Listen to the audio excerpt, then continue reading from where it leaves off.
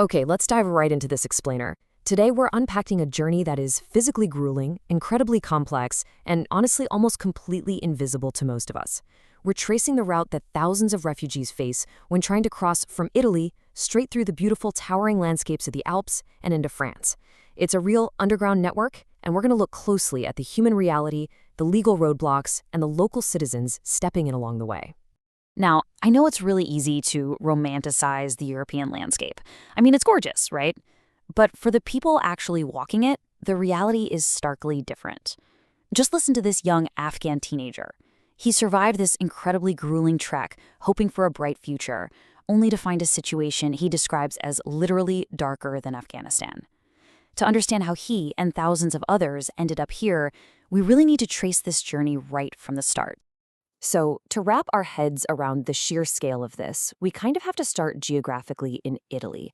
In just one single year, the country was completely overwhelmed by a staggering 180,000 refugee arrivals coming across the Mediterranean from Libya. That massive influx of human life immediately creates immense logistical, legal, and humanitarian bottlenecks. And that leads us directly to the core problem driving this whole underground trek. Right, so at the heart of this journey is a massive legal friction. On one hand, you've got this beautiful ideal of a borderless, free Europe.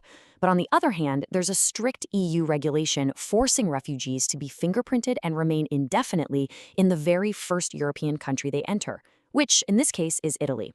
For young refugees like Shasha and Naz from Ethiopia, who are fleeing extreme political violence, waiting in limbo on the streets of Italy just isn't an option. So they attempt this highly dangerous, illegal trek out of Italian border towns like Ventimiglia. And because they're actively dodging authorities, this long walk to freedom is, well, it's terrifying. We're not talking about a simple mountain hike here. They're literally walking along active railway tracks and narrow highways in the dead of night. The trek takes anywhere from 5 to 7 hours, forcing them to dodge close-passing cars in the pitch black. And they're constantly terrified, knowing that every single passing headlight could belong to someone reporting them. And unfortunately, that fear of being caught, it's incredibly well-founded. In 2016 alone, French police reported nearly 40,000 migrant arrests right in the border area. Many of these young travelers are caught right at sunrise, detained and sent all the way back to where they started in Italy, which basically forces them to try the whole grueling trek all over again. Now, here is the timeline of how this underground trek actually plays out. First, they escape Libya to Italy. Second, they hike the railways out of Ventimiglia. Third, they evade police at the border. And finally, they seek refuge in the freezing Alps. Because for those who do manage to slip past the authorities, a new, highly treacherous route emerges straight through the breathtaking but completely unforgiving French mountains. And right up there in those freezing mountains, local French citizens are stepping in where they feel official policy has failed. High up on the border, a man named Cédric has essentially turned his farm into an underground railroad, offering migrants a backyard sanctuary and a safe place to sleep. But this carries immense legal risk. Cédric was actually arrested and convicted in a French court for helping these refugees cross. Which brings us to another local, François. He runs the exact same legal risk as Cédric, sometimes hosting upwards of 25 refugees at a time right on his property. He's stepping in to provide shelter, but he is deeply frustrated. He's angry that everyday citizens are bearing the heavy burden of this massive crisis, while the government seemingly does nothing. As he puts it, it's just not normal that regular people have to do the work of their government. But here is what makes this mountain trek truly striking. Take a look at who is actually making this journey. The vast majority of the people showing up at properties like Françoise's are 18 and under.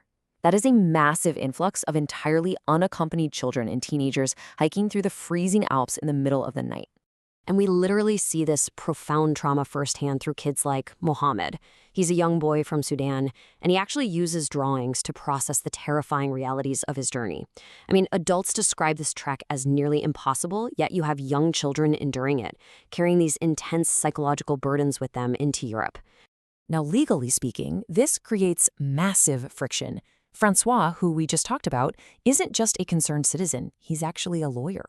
And he points straight to humanitarian law, the foundational legal principles protecting human life and dignity. Advocates argue that by detaining these minors and turning them away at the border, the French government is directly violating core international protections meant to keep vulnerable children safe. So as these young people push further north through France, their ultimate goal is usually the UK. They hold on to this profound hope for a Europe with no borders and absolute freedom. But when they finally reach the English Channel, that illusion totally shatters against a completely sealed border, physically trapping thousands of them in northern France with nowhere else to go. And this massive roadblock resulted in the creation of the infamous Calais jungle. This became a sprawling, muddy, makeshift refugee camp where over 8,000 displaced people were forced to settle. It was essentially a city of tents, built entirely out of desperation, sitting right on the edge of the channel.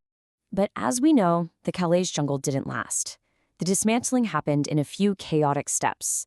First, law enforcement mandated a full camp evacuation. Then, multiple fires actually burned across the tents. And finally, the remaining migrants were bused to processing centers. NGO volunteers on the ground were left feeling incredibly desperate for the safety of these migrants as they were just scattered across France.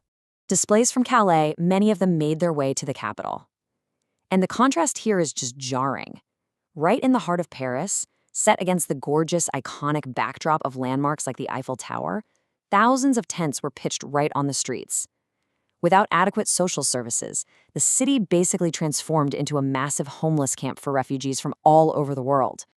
You know, it's so easy to get lost in the politics of these camps, but we really have to look at the individuals inside those tents. Take 23-year-old Emmanuel from Nigeria.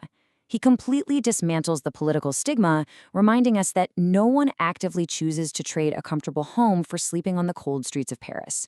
He didn't want to be a refugee, he was forced into this existence by the sheer reality back home. And sadly, the cycle just keeps repeating itself. French authorities begin dismantling these makeshift Parisian camps, destroying the tents and belongings all over again. It's this constant cycle of uprooting, often targeting the exact same teenagers who have already traveled so incredibly far, hiked the night railways, crossed the freezing Alps, and survived the Calais fires, only to be thrown out once again. So, to wrap up this explainer, I want to leave you with a pretty difficult question. We've traced the incredible physical endurance of these people against some of Europe's most beautiful landscapes, but we've also seen the closed borders and the endless loop of displacement. If this grueling long walk to freedom only leads to a cycle of destroyed tents and sealed borders, what does the concept of refuge truly mean in modern Europe? Thanks for joining me for this explainer.